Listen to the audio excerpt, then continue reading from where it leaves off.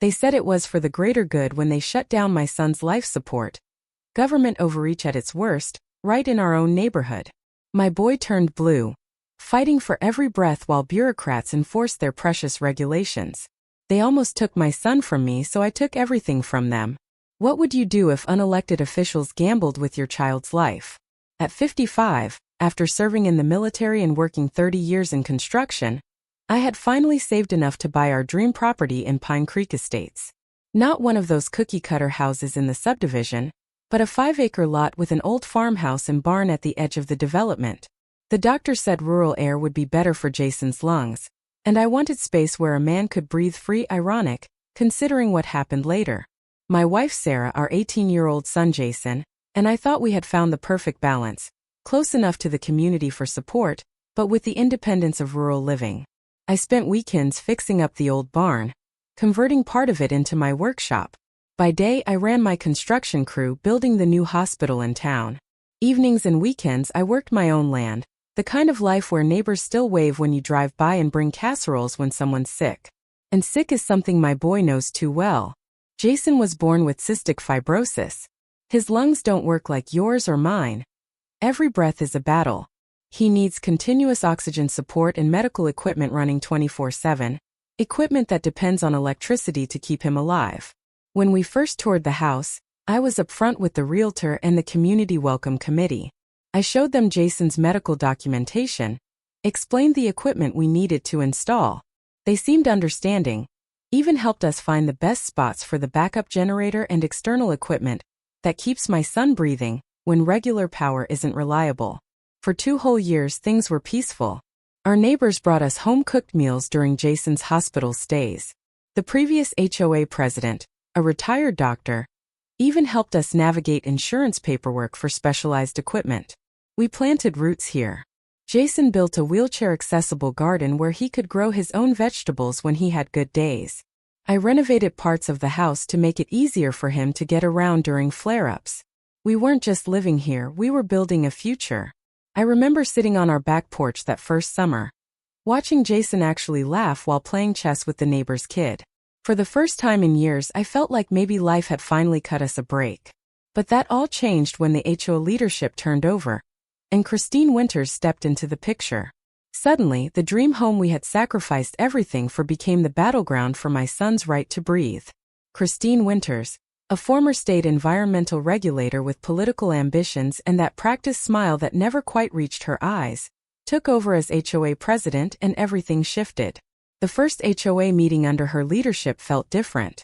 Where the previous leadership focused on community events and neighborhood improvements, Christine arrived with color-coded binders and talk of modernizing standards. She immediately implemented what she called a green community initiative, with strict energy usage limits for every household.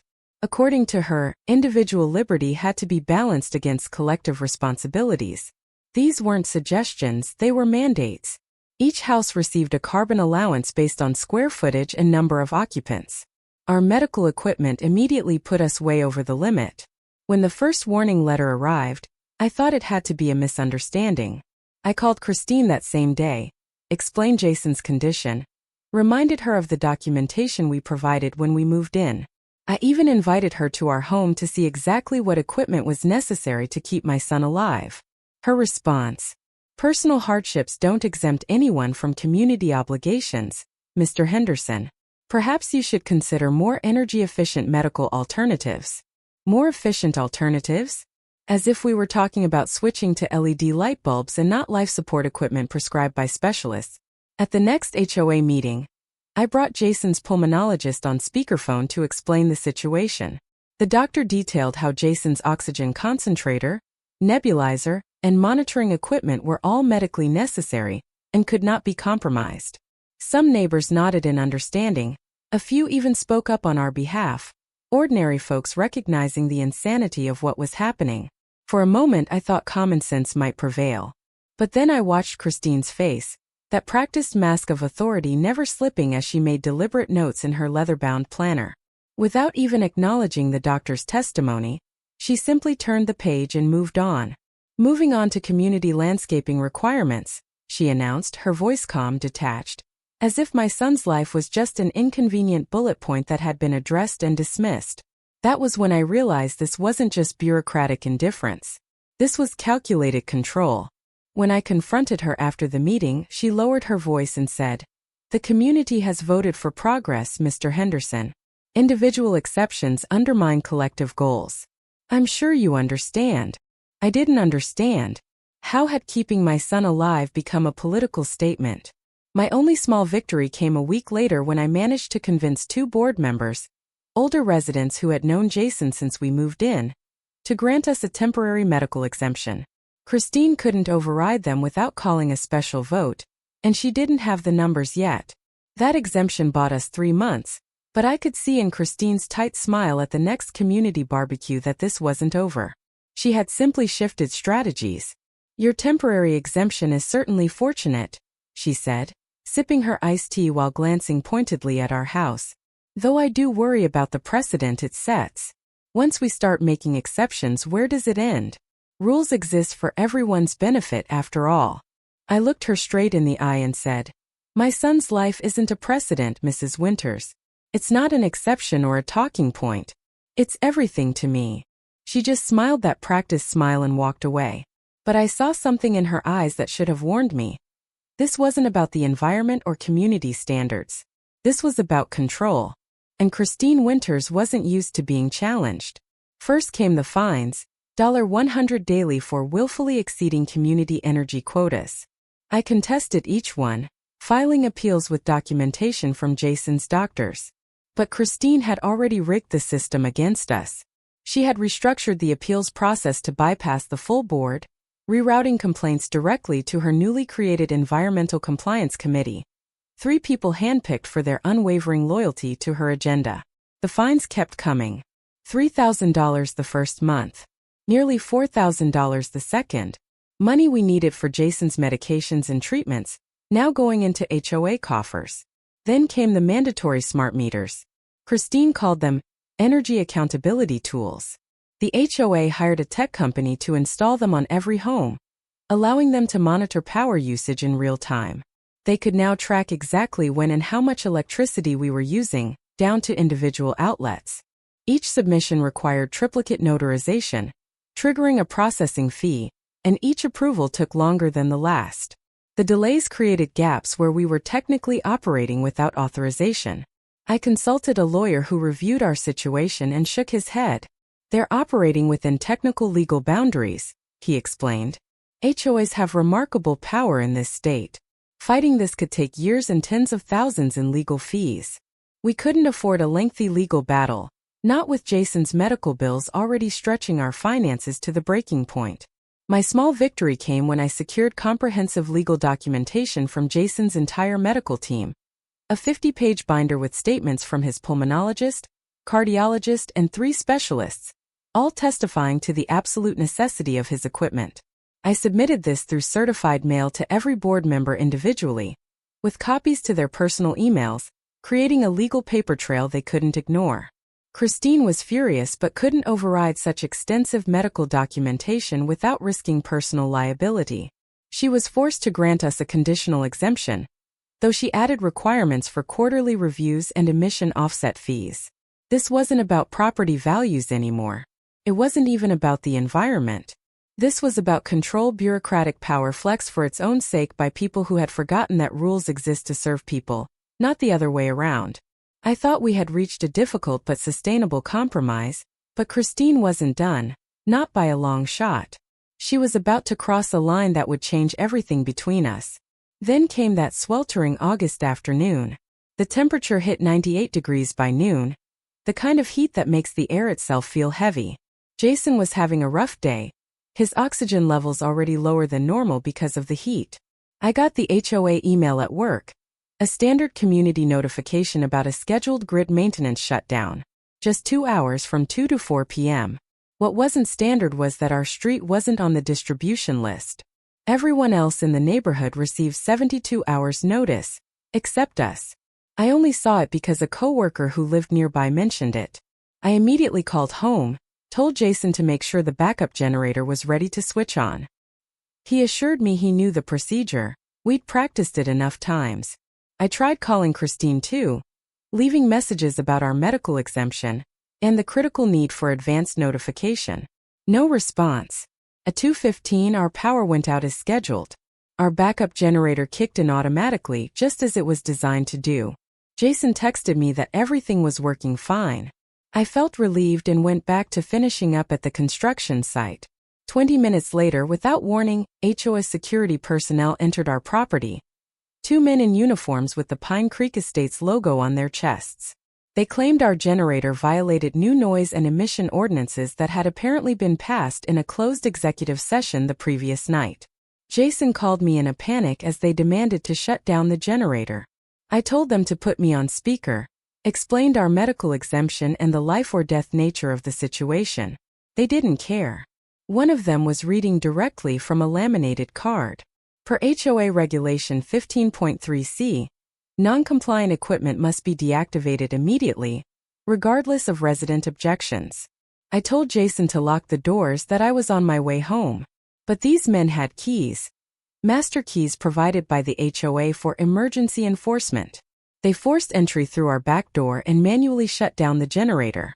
Jason tried to stop them. But what chance did an 18-year-old with compromised lungs have against 2 grown men? With the generator disabled, Jason's oxygen system failed. The battery backup was designed for gradual shutdown, not for when someone forcibly cut power. Jason tried to reach the emergency oxygen tanks, but in the heat and stress, he collapsed on our front porch struggling for air. Thank God for Mrs. Avery next door. She heard the commotion and found Jason, blue-lipped and barely conscious. She called 911 while trying to help him breathe. By the time the paramedics arrived, Jason's blood oxygen had dropped to dangerous levels.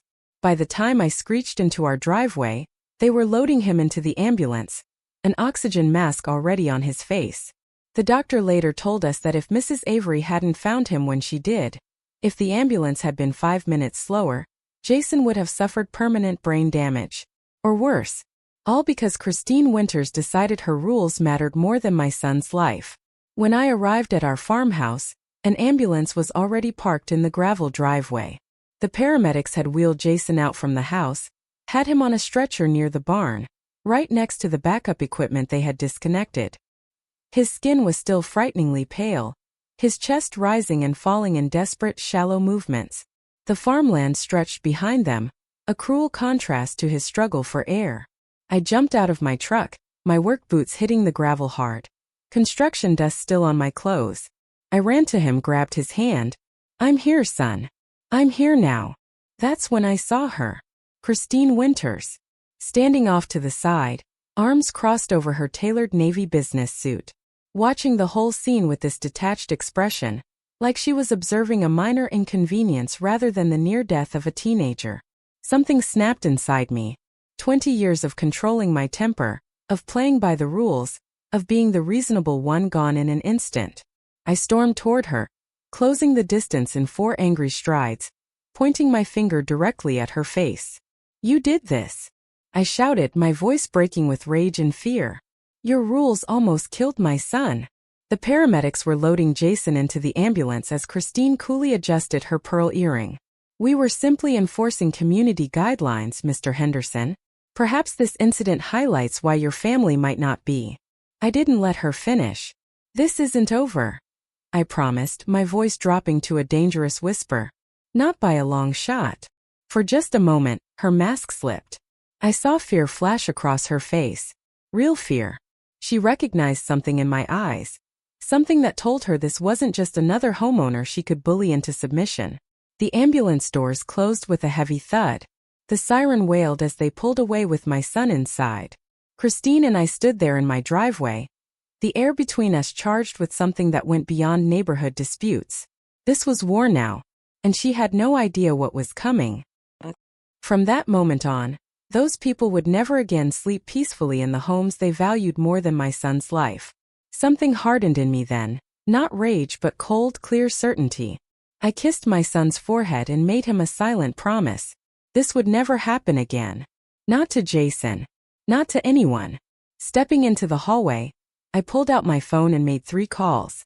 First, to an old army buddy who now worked in banking. Second, to my former partner in the construction business who had deep connections in real estate. Third, to my cousin, a corporate lawyer with a reputation for tearing through contracts like a shark. "It's John," I said to each of them. "I need a favor. A big one." The plan forming in my mind wasn't about revenge. It was about justice. It was about making sure that people who abused their power faced real consequences, the kind that hit them where it hurt the most. For Christine Winters, that wasn't her conscience.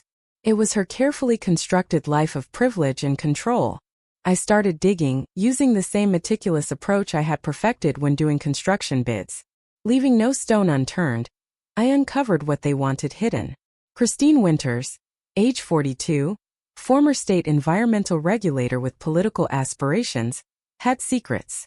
So did board members Michael Harrison, Patricia Donovan, and David Matthews. They all projected an image of success and stability, but beneath the surface, they were drowning in financial quicksand. They had leveraged themselves to the hilt, playing the real estate market like a casino. Multiple mortgages, second homes, investment properties bought at peak prices with minimal down payments. The kind of high-risk financial moves that only worked when markets kept rising. And their celebrated Green Community Initiative? A front. I found a paper trail leading directly to exclusive development deals for approved green builders. Conveniently, those companies also happened to donate to Christine's exploratory committee for her state Senate run. Even better, Michael and David had silent partnership stakes in them. I called in favors from people I had helped over the years, contractors, bankers, even a county clerk whose daughter's wedding venue I had rebuilt after a fire. A friend at the clerk's office let me access their financial disclosures, and that's when I saw it, the Achilles heel in their armor. They had all refinanced their homes through the same struggling bank. A small regional institution desperate for liquidity, quietly selling off its mortgage portfolio to larger financial players. The perfect opportunity was staring me in the face. I liquidated my retirement accounts, took out loans against my business equipment, even sold the vacation cabin I had been renovating for our retirement. Sarah didn't ask questions when I explained what I needed the money for. She just nodded and said, "Make it right." By the time I was done, I had nearly $2 million. Not enough to buy a corporation or finance a political campaign, but more than enough for what I had in mind. Enough to teach Christine Winters and her cronies a lesson. If you gamble with someone's life, you'd better be prepared to lose everything. The timing couldn't have been better. That fall, interest rates spiked.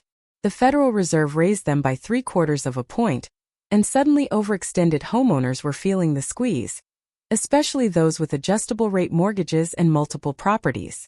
People exactly like Christine and her board members. That's when I made my move. Through 5 separate LLCs, registered in different states and untraceable to me on paper, I approached the small regional bank holding their mortgages. My pitch was simple. I would buy these specific loans at full face value, no questions asked. For a bank drowning in bad debt and desperate for liquidity, it was an irresistible offer. They didn't see justice in motion. They just saw guaranteed cash. 6 weeks later, I owned the debt on each board member's primary residence. Christine's Colonial on Maple Drive. Michael's ranch-style home on Oakwood Lane. Patricia's townhouse in the east section. David's renovated Craftsman on Pine Circle. They had no idea I now controlled their financial futures. I let things sit for a month. Let them go about their business, holding their petty HOA meetings, sending out violation notices, feeling secure in their power. They had no clue their very foundations were crumbling beneath them. Then came their big annual Sustainable Community Awards ceremony, their self-congratulatory event of the year. They rented out the country club ballroom, invited local politicians and press, and Christine was set to give the keynote address on community governance in the climate action era. I hired 4 professional couriers in suits to arrive simultaneously, each carrying an identical envelope. I timed it so they would be delivered precisely during Christine's speech about shared sacrifice for the greater good. Inside each envelope was a notice of immediate foreclosure proceedings due to violations of mortgage terms. Buried in the fine print of their loan agreements was a moral character clause, standard boilerplate that nobody reads. It stated that any act deemed detrimental to human welfare by the note holder could trigger an immediate demand for full payment.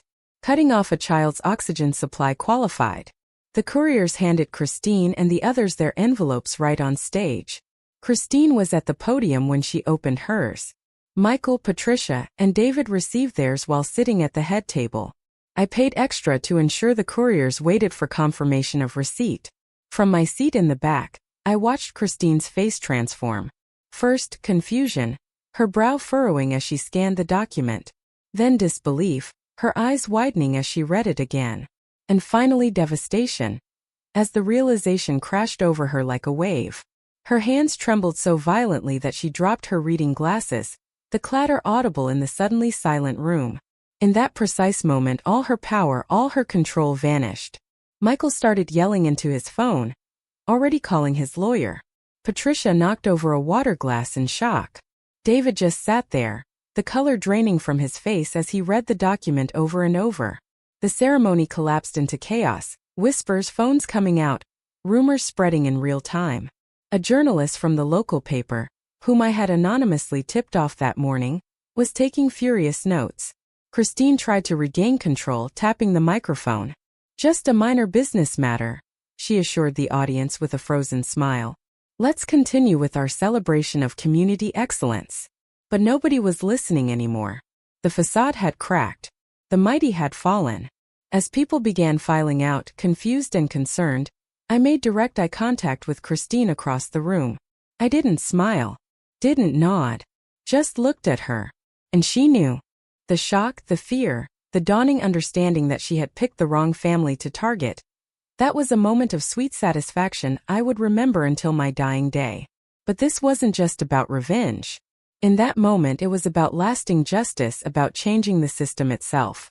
Christine needed to understand exactly what she had done, and why her world was now crumbling around her. The justice I sought wasn't just about punishment. It was about transformation. The next morning, she was a different woman. Gone was the tailored suit, replaced by hastily thrown-on casual clothes. Her normally immaculate hair was pulled back carelessly, her eyes wild with panic and rage. "You can't do this to us," she shouted, pushing past my foreman. Workers stopped hammering, turned to watch. "This is illegal harassment. I've already called my attorney." I calmly set down my clipboard, took off my hard hat, and led her to my temporary office, a converted storage container at the edge of the site. "By all means, involve your attorneys," I said once the door closed. "But before you waste what little money you have left, you should know that everything I've done is perfectly legal. I own your mortgages fair and square." "This is about your son," she said, realization dawning. "You're destroying our lives over a misunderstanding about community standards." That was when I lost my calm. I slammed my hand down on the metal desk so hard it echoed through the container. "A misunderstanding? My son nearly died because you decided your rules were more important than his life." I pulled out my phone and showed her the photo. Jason on a ventilator, tubes running from his mouth, his skin a terrible gray undertone. "You did this to him. You and your board. You nearly killed an 18-year-old boy because his medical equipment didn't fit your vision of a perfect neighborhood." For the first time, I saw something like shame cross Christine's face. But it disappeared quickly, replaced by calculation. "What do you want? Money? An apology? I'm prepared to issue a formal statement regarding the unfortunate." "I don't want your words," I interrupted. "I want change. Real change." I laid out my terms. Resign immediately from the HOA board. All 4 of them. Abolish all energy restriction policies for medical needs, with permanent exemptions written into the bylaws. Fire the security team that removed our generator and publicly acknowledge their wrongdoing. Establish a medical freedom fund with their own money, $50,000 each, to help residents with health conditions. "That's extortion," she whispered. "That's consequence," I corrected her. "For the first time in your life, you're facing some." I leaned back, folded my arms. "You have 48 hours to comply. Otherwise, eviction proceedings begin. I hear the homeless shelter downtown has a 3-month waiting list." She tried another angle, her voice softening. "John, be reasonable. We have families too. Homes we've worked for. Surely we can find a compromise." "Tick-tock, Christine." I stood and opened the door. 48 hours. Your choice." As she walked back to her car, shoulders slumped in defeat, I felt no pleasure, no triumph, Just a grim satisfaction that finally, she understood what it felt like to be powerless. To have someone else control your fate. They had no choice but to accept. All four signed resignation letters within 36 hours. The security company was terminated. The Medical Freedom Fund was established. Their personal checks grudgingly written but legally binding. An emergency community meeting was called, and attendance was nearly perfect. Word had spread fast, not just about what happened to Jason, but about the foreclosure notices at the award ceremony. Neighbors who had never spoken up before finally found their voices. A retired nurse stood up and shared how her requests for accommodations for her husband's CPAP machine had been repeatedly denied. A young couple revealed they had been hiding their daughter's epilepsy monitoring equipment for fear of violations. Stories poured out of intimidation, of arbitrary enforcement, of a community living in fear of their own homeowners association. That night, a new HOA board was elected. It now included residents with medical backgrounds and focused on actual community needs instead of control. All households with medical necessities were permanently exempt from any usage restrictions. No review process, no expiration date. Jason's equipment ran without interference, protected by law. No more smart meters monitoring our usage. No more surprise inspections. No more monthly paperwork proving we deserve to keep our son alive. The Medical Freedom Fund has already helped 3 families upgrade their medical equipment. Not because they were forced to, but because they wanted to contribute to the community while still meeting their health needs. The sweetest victory came at the next quarterly meeting, where I was unanimously voted in as head of the safety committee. My first act was to establish emergency preparedness protocols for residents with medical conditions, ensuring everyone had backup plans for power outages and severe weather. Christine and her cronies still own their homes barely. I could have forced them out, made them homeless, just as they had threatened to do to so many others. But this wasn't about revenge. It was about justice. It was about change. They've lost their standing in the community. Christine's political aspirations are finished. Hard to run for state office when the local paper has covered how you cut off a teenager's oxygen. Michael's consulting business has lost clients. Patricia and David keep to themselves now, and whenever they see me in the neighborhood, they quickly turn and walk away. That look in their eyes, it's not just fear. It's understanding. They finally comprehend that their actions have consequences. That power comes with responsibility. That treating people like obstacles to their ambition eventually catches up with them. As for us, Jason is doing better. The stress of constant HO harassment had been taking a toll on his health, but now he's back to his projects and plans, talking about college, about the future. A future he might not have had if things had gone differently that August afternoon. Some call what I did extreme. Maybe it was. But when unelected officials with nothing but the titles they gave themselves try to control your family's right to survive, when they gamble with your child's next breath, there are no rules left worth following. I don't regret a single thing. Not the money spent. Not the sleepless nights planning. Not the hardball tactics. When it comes to protecting your family, there's no such thing as going too far. Christine and her board learned a lesson that too many people in power never face.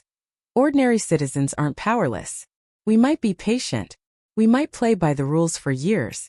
But push us too far, threaten what we love most, and we become a force they never saw coming. Sometimes the only way to stop a bully is to become something they fear more than death itself. A father who will stop at nothing to protect his son's right to breathe free. Because when you've held your child's hand in a hospital bed, wondering if they'll take another breath, there's nothing in this world you wouldn't do to keep them safe. Nothing. And that's something bureaucrats with their rule books and committees will never understand. Until they face a parent who's finally had enough.